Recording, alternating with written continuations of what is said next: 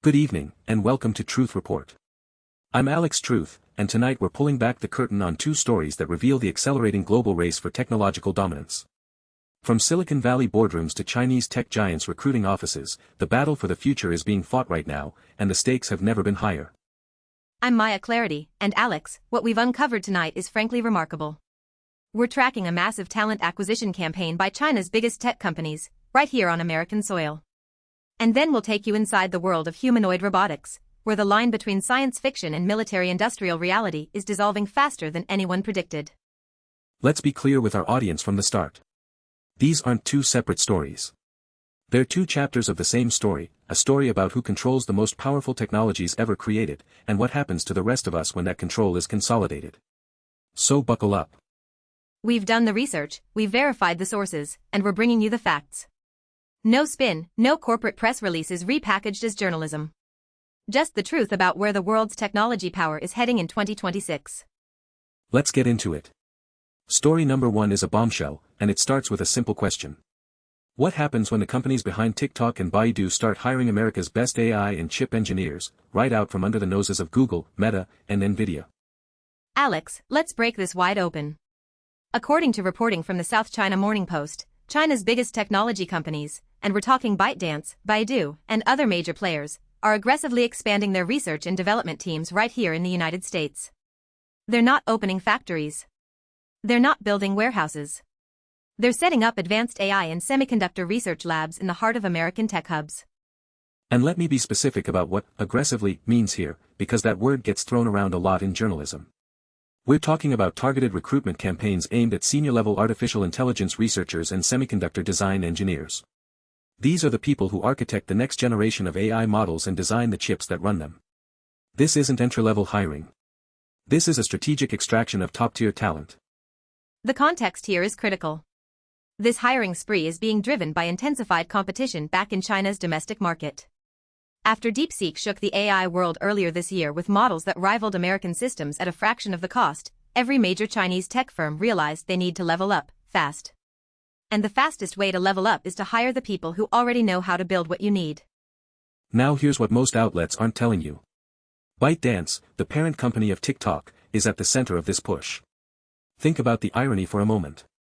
The United States Congress spent years debating whether to ban TikTok over national security concerns. Lawmakers stood on the floor of the House and Senate warning that ByteDance was a conduit for Chinese government influence. And while that debate raged, ByteDance was quietly building out its American R&D footprint, recruiting the very engineers who could give it capabilities far more consequential than a social media algorithm. And Alex, it's not just ByteDance. Baidu, which operates China's dominant search engine and has been pouring resources into its own large language models, is doing the same thing. These companies are targeting key American tech hubs, the San Francisco Bay Area, Seattle, Austin, the usual suspects. They're going where the talent already lives and works, and they're offering packages that are turning heads. Let's talk about money, because this is where it gets real.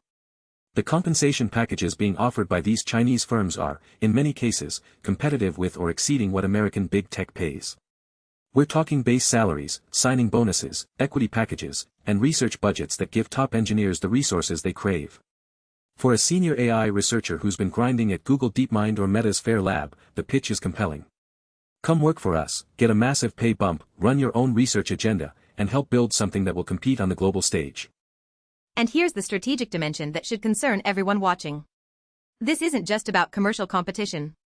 Artificial intelligence and semiconductor design are dual-use technologies. The same AI architectures that power chatbots and recommendation engines also drive military applications, surveillance systems, autonomous weapons platforms, and intelligence analysis tools.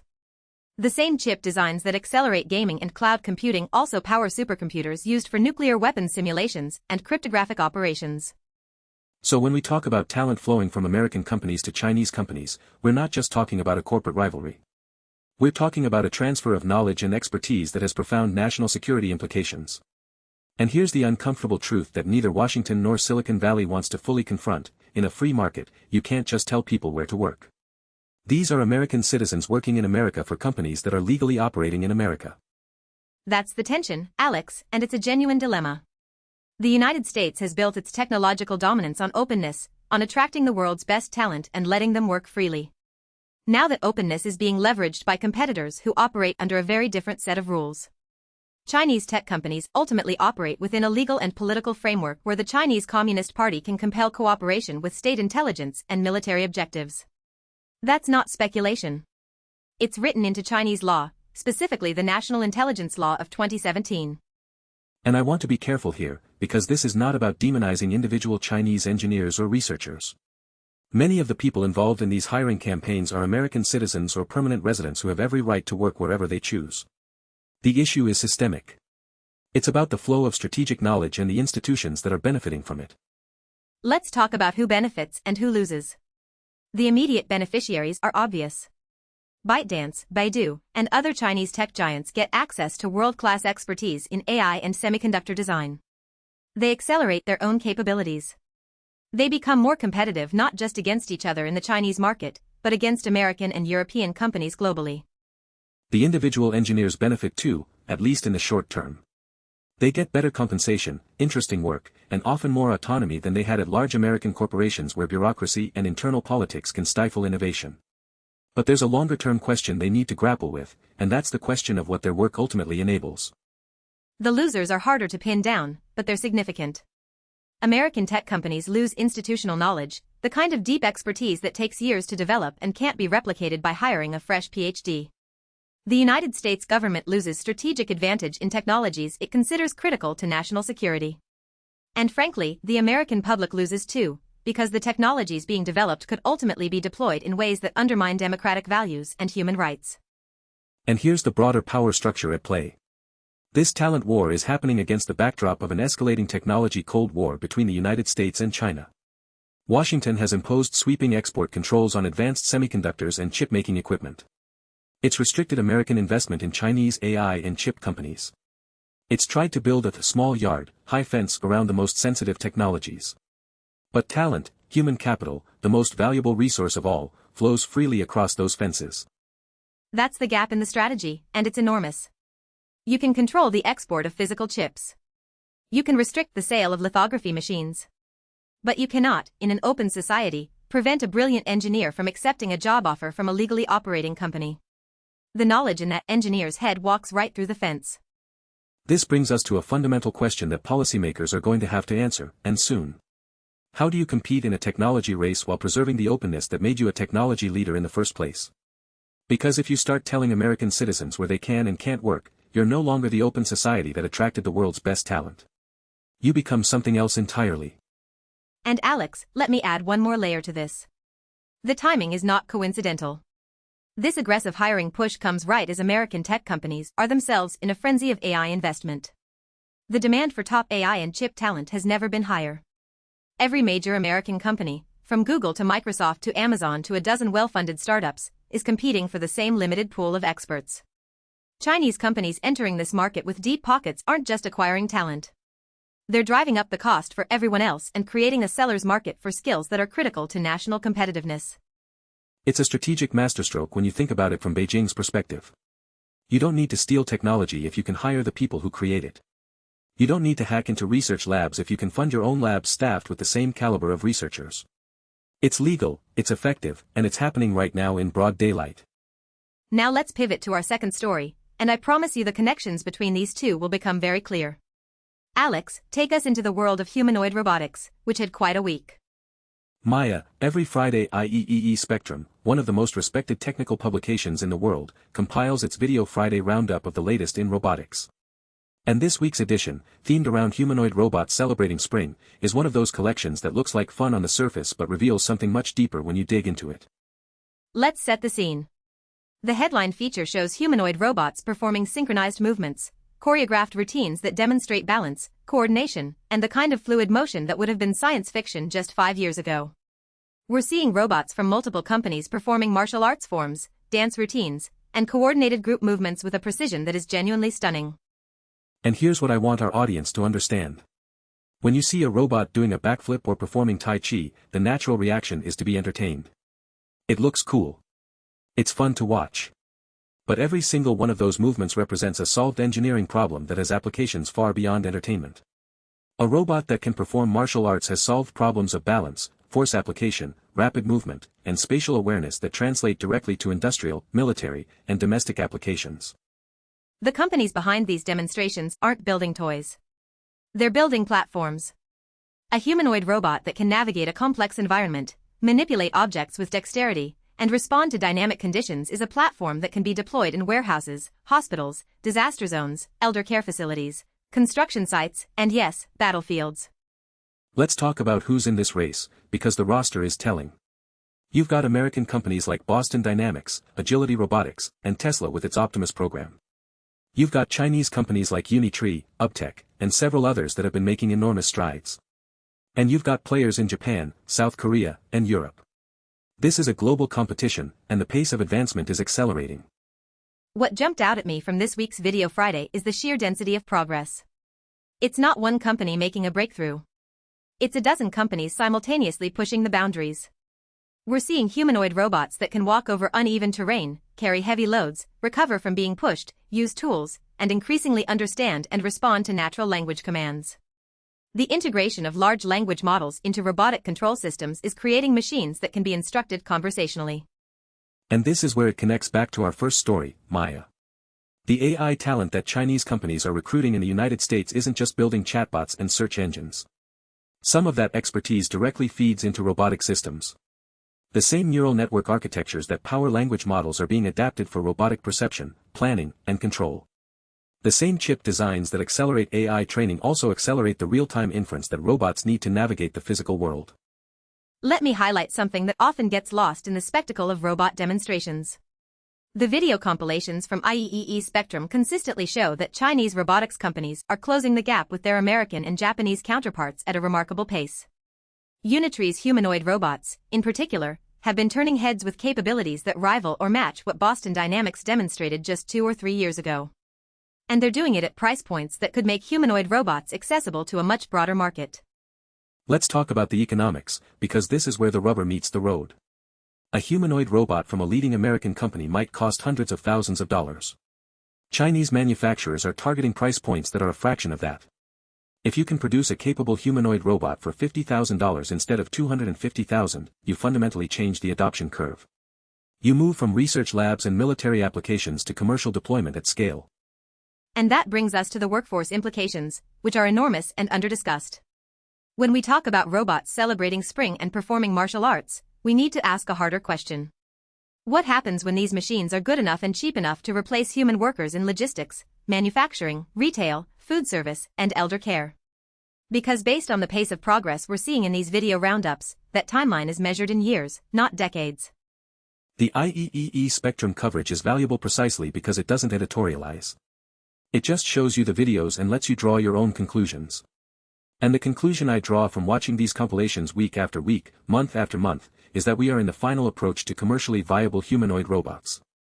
The technical barriers are falling one by one, balance solved, manipulation improving rapidly, AI integration accelerating, costs declining. Now let's talk about who benefits and who loses in the humanoid robotics race. The companies developing these platforms stand to access a market that Goldman Sachs has projected could reach over $150 billion by the early 2030s.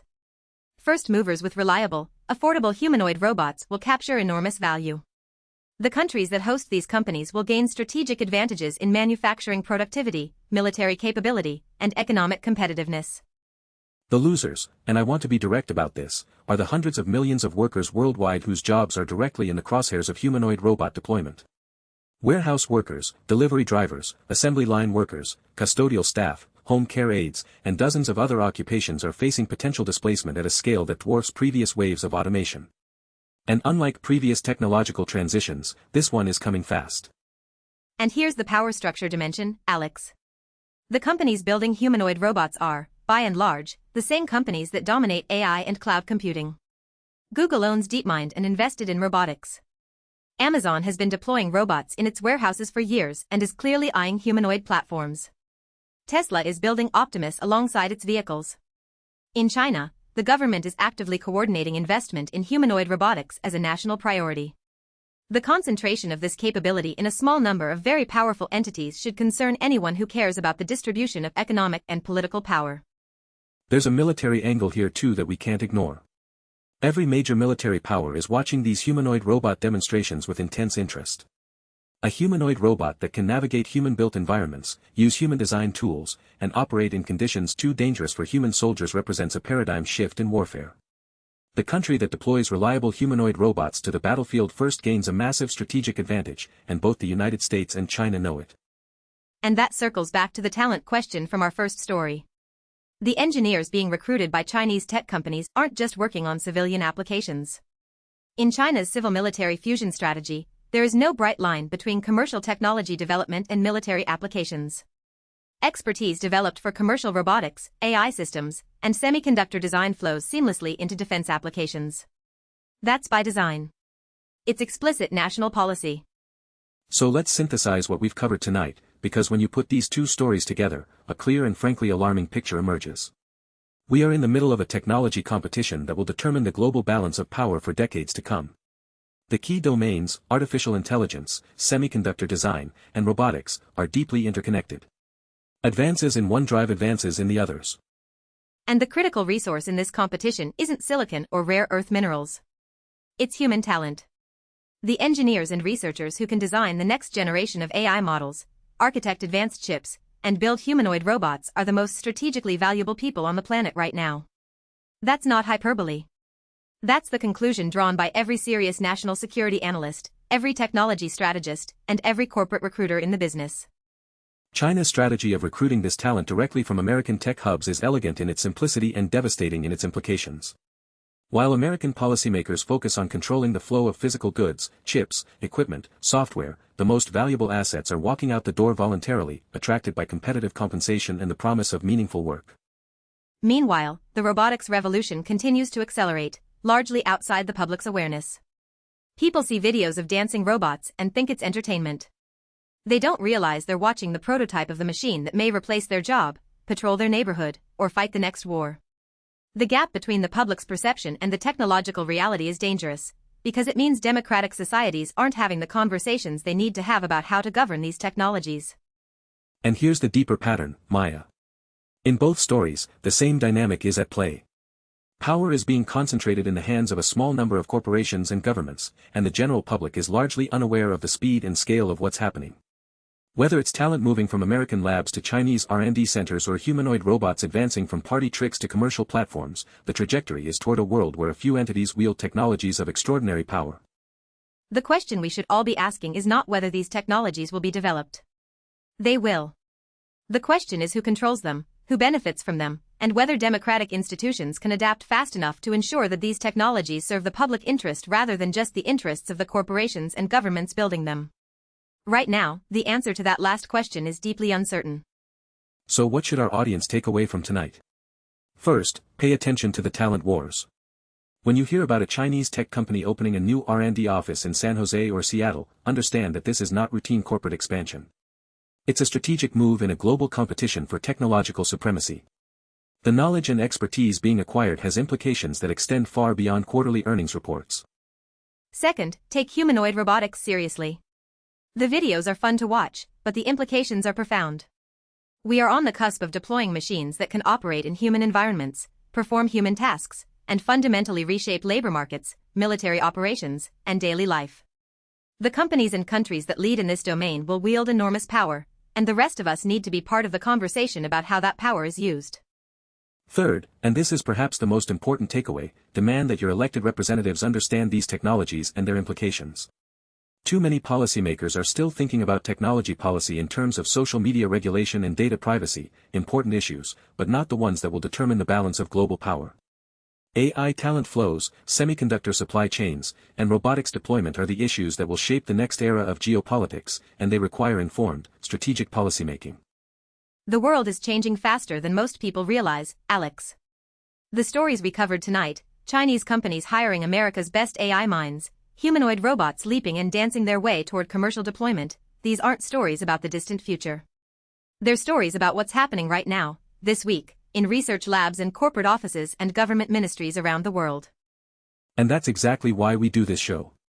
Because the truth doesn't wait for anyone to be ready for it. It just arrives. Our job is to make sure you see it coming.